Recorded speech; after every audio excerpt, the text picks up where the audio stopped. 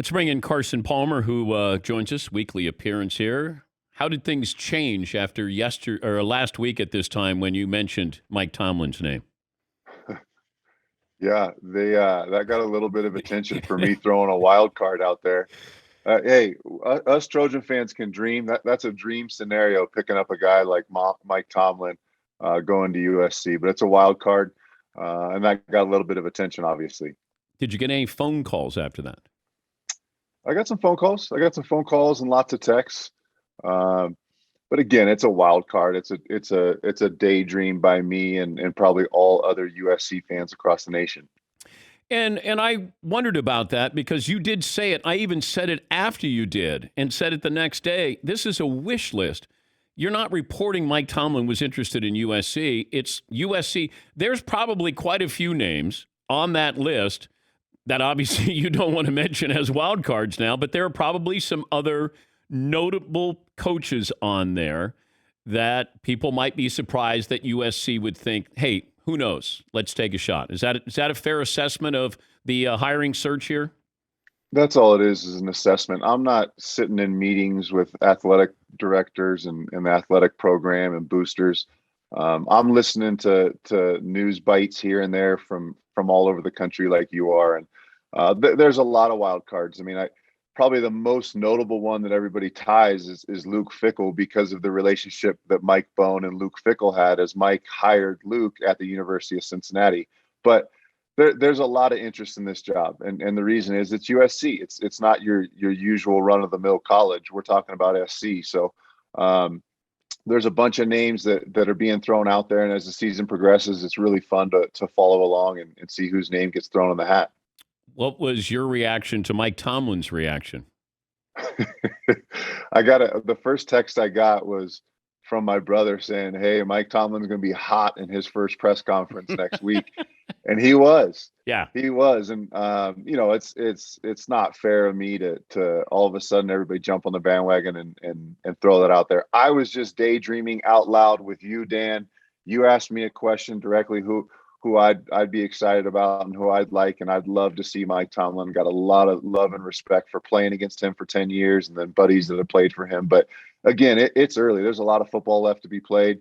There's going to be another college name, another college coach that gets hot here and gets his team into a big bowl game or into the playoffs maybe, and then that name will be thrown in the ring. So it's just fun to talk about and digest all these names and all these guys as we get down here to the end of this season. And Luke Fickle's name came up a while ago, and then I had a source say Luke doesn't want to leave the Midwest. Do you understand that? I mean, when you're uprooting your family, you're going to Southern California. I mean, it's a whole different lifestyle than what he's got in Cincinnati right now. But could you see him wanting to stay in the Midwest or not wanting to go out and kind of trying to immerse himself into Southern California? Uprooting your family is part of the deal. That's part of the job as coaches bounce around from team to team. Nobody just signs a contract with one team and stays there their entire career. Very, very rarely. So women that get interested in coaches know that before they say yes or I do. They understand that that's the coach's lifestyle. It is what it is. It's year after year, a couple years here, a couple years there. But at the end of the day, there's only a handful of elite, creme de la creme programs, the Alabamas, USCs, Texases, and so on. And so when you have a chance to leave and be really happy and comfortable in your home state, or maybe your kids are happy at school, your wife's happy in the neighborhood, but when you have a chance to leave for one of those premier programs, it's definitely a discussion around the dinner table with that family. All right, let's dive into the NFL. Carson Palmer joining us. Worst loss of the weekend, turned in by who? I think it's a tie between what happened in New Orleans with Tampa. I mean, Tampa really had a chance to separate themselves in that division and take a big lead, as well as Cincinnati did. Cincinnati should be sitting here at 6-2. They're 5-3 with a big loss in New York to the Jets. They really had a chance to distinguish themselves in the AFC North after that big beating they put down on Baltimore a couple weeks ago. That gave them the outright lead in that division had they won. Unfortunately, both those teams lost. Now the NFC South and the AFC South are pretty wide open for a champion because both those teams are tied at the top. And Derrick Henry looks like he might be done for the year. Going to need foot surgery there. Yeah, I was wondering who's the team to beat in the NFC right now. It's still Tampa. It's still the defending champs. I think they have uh, probably the best defense in the game right now, coached by Todd Bowles, who's an unbelievable defensive coach. And you got Tom Brady. So they're still the team to knock off in the NFC. Yeah, I was wondering, it feels like it's going through Green Bay because that division is bad and they've had some pretty impressive wins. The Rams are kind of quietly building up the wins. Seattle's not good. San Francisco hasn't been good. Arizona came back down to earth a little bit. So I don't know. I'd probably look at Green Bay right now, even though if you said both are healthy, I'd say Tampa would probably be the most well-rounded team there. Where do the Rams fit in that equation? The Rams are the sleeper. It's kind of funny being based in Los Angeles. You're not hearing a ton about them for the most part. It seems like the bigger, the major metropolis cities seem to get a lot of attention when they're doing well. And for some reason, the Rams are just kind of plugging along and beating everybody they should beat and winning pretty easily in most of their games. And nobody's giving them the credit and the love, which doesn't make any sense. I mean, they finally have, a top 10, top 5, maybe quarterback in the league. And so they're a team that's kind of sneaking along and nobody's really talking about them. Talent for talent. I mean, you put LA next to Green Bay, and I think the better rosters in LA. But Green Bay's got Aaron Rodgers, so that's always the wild card. But at the end of the day, at this point in the season, I always go with the defending champ if they're still playing well and they're at the top, and that's Tampa. And I think they're going to come down to it. I would love to see in the NFC Championship Green Bay, Tampa, and we might end up seeing that. Explain to me Bill Belichick going on the road against a Charger team that everybody has christened as they're one of the elite teams, and Justin Herbert, the quarterback you want to build around, and Bill ends up bringing his team out there and picking up the win. That one really surprised me. What about you? Yeah. I mean, I know there's a lot of hype. There was a lot of hype 3 weeks ago on the Chargers, and that's died off now. They've lost a couple over the last 3 weeks. And they ran into the buzzsaw that is Bill Belichick. At the end of the day, he always does something to throw you for a loop as a quarterback. He always seems to play really, really well and have a good defensive game plan against these next hot shot quarterbacks that people are getting excited about. So he did what Bill Belichick does. He slowed them down. He created a couple turnovers. They had some really interesting plays where they were bringing different fire zones and got some sacks and got some hits and got Justin Herbert off of his spot in the pocket and made him move and delayed the pass. So Bill did what he typically does year in, year out, which is frustrate a young quarterback that everybody's kind of, like you said, christened as the next greatest thing. And he slowed him down. And Mac Jones ended up playing better and looking better as that game went on. Carson Wentz had one of those moments where, and I'm sure you know the feeling or been in it, close to it, but he switches hands to throw it and he's in the end zone and throws that interception. Is it the younger quarterback that's trying to make something always happen because they're not that far removed from college? I mean, I guess Carson would be considered a veteran now, so that even less of an excuse there. But what is the feeling like when you're in the moment, you're still trying to make something happen, but you shouldn't?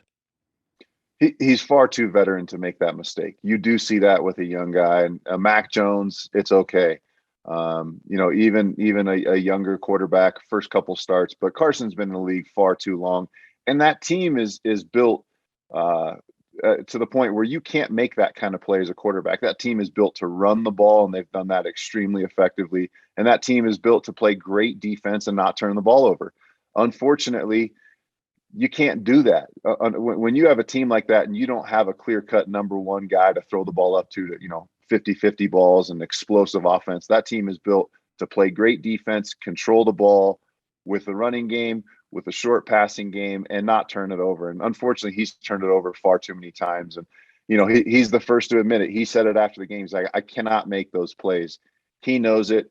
And Carson's always kind of been one of those guys that just can't give up. He just can't say quit. He just is always fighting for an extra yard. He's always thinking he can pull some sort of superhuman or Superman play out of something that there's just nothing there. Sometimes you just need to eat it and take a safety. Sometimes you just need to take the sack or throw it out of the bounds. And unfortunately, he's too far along in his career to continuously make those mistakes. What's it like in film study when you know you've thrown a bad interception or a fumble or whatever it is, and you know it's coming up? Like, what's that feeling like as you're sitting there and just waiting to see if the coach just piles on? That's the worst part of the week. You're surrounded by your teammates and your peers, and there's no doubt you're playing for the fans and you're playing for the fan base and for your family and all of that. But more importantly, Carson's playing for his teammates. And when you let your teammates down, it's not the fear of letting a fan down or the fan base down. It's when you let your teammates down. And it's one of those deals, you're sitting in that meeting and you know that play is coming up in 4 plays, in 3 plays, in 2 plays, and then here it is. And you just slowly start sinking in that seat. Your face starts getting really red and hot, almost like you have a temperature. Your temperature is rising because you're surrounded by your peers. And those are the guys that are putting in their best work all week long, preparing for that game, preparing for that moment, to be in that moment with a chance to have a game-winning drive. And it's not the fans you let down. It's that hurts. It's the guys in the room that are sitting next to you and sitting behind you. Those are the ones that hurt the most, is when you're watching it with your teammates and you know you let all those guys down. But do you have to explain it in the moment during film session? Are you allowed to say anything? Every player has made it. It's not always a quarterback. Sometimes it's an offensive tackle that on a big drive just got his hands too high and wrapped his arm around a defender, and they throw a flag for 15 yarders, and that's what caused the loss, or a missed tackle or a missed dropped interception. At this point in guys' careers, once they make it to the NFL, as great as all those players are in a locker room, they've all made a massive mistake that lost a game for a team, or lost a game, and know how that feels. So nothing needs to be said. You don't need to stand up and go, "Hey, my bad." Everybody knows that you're bad. You threw it to the other team. That's your bad. So there's no explanation needed. Everybody knows what it is. The Chiefs tonight against the Giants, and everybody's going to have an opinion tomorrow, one way or another, about the Chiefs. Can they play a conservative style of offense?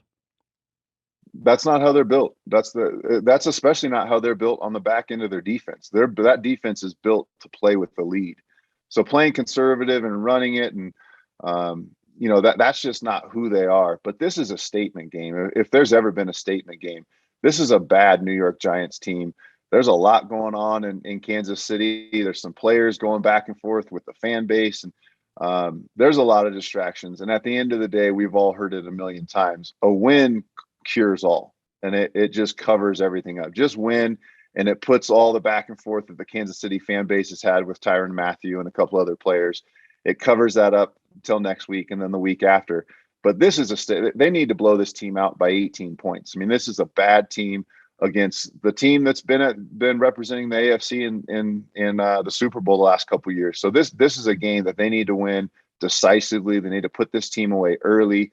They cannot sit out there and run the ball and check it down. Patrick Mahomes needs to be Patrick Mahomes. He needs to throw the ball over the top, be explosive, and win by a couple scores. I don't think you said anything inflammatory today. Congratulations. Hopefully you have a nice week here and no text messages from your brother or phone calls or anything like that, Carson. Yeah, you didn't set me up today with any set you softball questions. I didn't set you up. It was one of those where I threw up a 50-50 ball, and you came down with it. I mean, you could have let it fall. Like I said earlier, we can all us USC Trojan fans, we can dream. We can dream about Tomlin, or you throw another name out there, and I'll say, yeah, sure, he'll leave for the job. How about Belichick? Do you think Belichick is on USC's wish list? I have nothing but tremendous respect for Belichick, but I cannot see him in college. I cannot see him in a room with that dry sense of humor and just that overall dryness. We need energy at that level. You got 18 to 21 years old. You need energy. You need up tempo. And I don't see Bill changing his ways for college. Is Pete Carroll on the list? I don't think Pete can go back just because he can't do what he did already. I mean, he set the bar up here and won national championship after national championship. If he goes back, it's almost impossible to replicate that.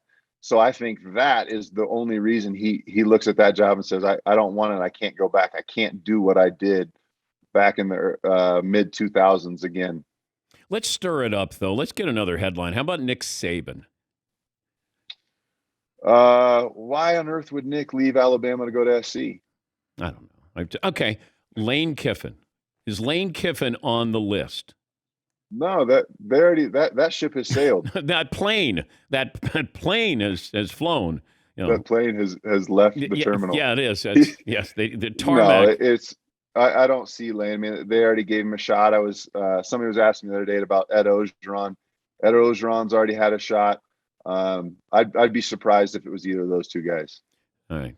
See, I tried to set you up and get another headline here. You know, I'm sorry.